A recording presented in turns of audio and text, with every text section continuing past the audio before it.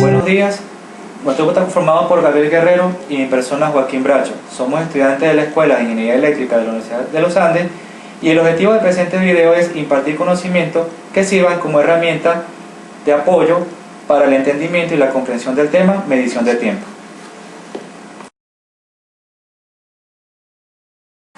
El movimiento de la Tierra nos da la medida más básica de tiempo y durante millones de años era la medida de tiempo más estable.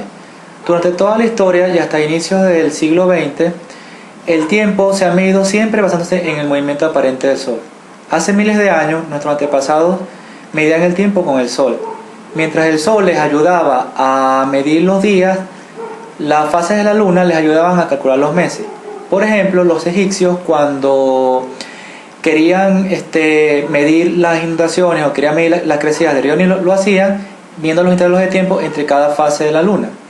Existieron también otros métodos más sencillos para medir tiempo, más sin embargo, al final el mundo quedó simplificado en 24 usos horarios correspondientes, cada uno a una hora según el meridiano de la Tierra.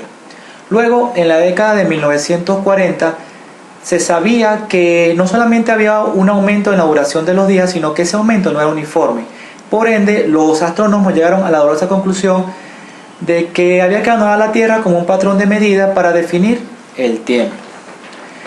Fue en 1948 cuando un astrónomo llamado Clemens plantea una nueva propuesta para medir el tiempo basada en calcular la posición del Sol y hacer una tabla de valores de estas posiciones conocida como las efemérides. Luego se mide la posición de la Luna y de los planetas respecto a las estrellas y se ve en qué efemérides deben estar estas posiciones para saber la hora. Pero será necesario ver el cielo cada vez que queramos saber la hora.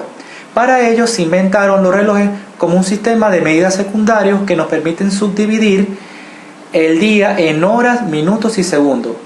Cualquier reloj consta de dos elementos básicamente, que son un oscilador y un contador.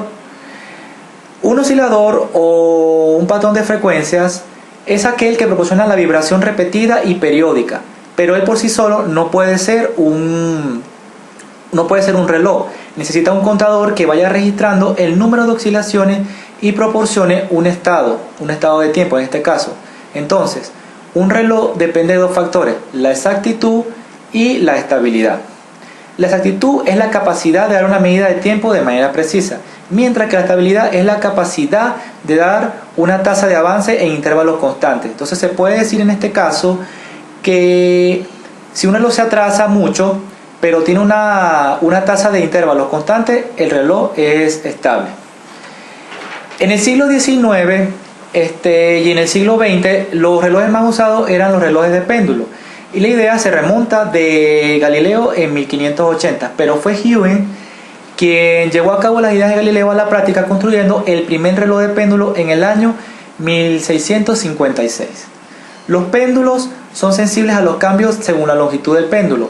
Para ello se trataban de fabricar con aleaciones poco dilatables. Y más adelante fueron los relojes de Short, los mejores relojes mecánicos construidos en la historia, que fue en la década de 1920.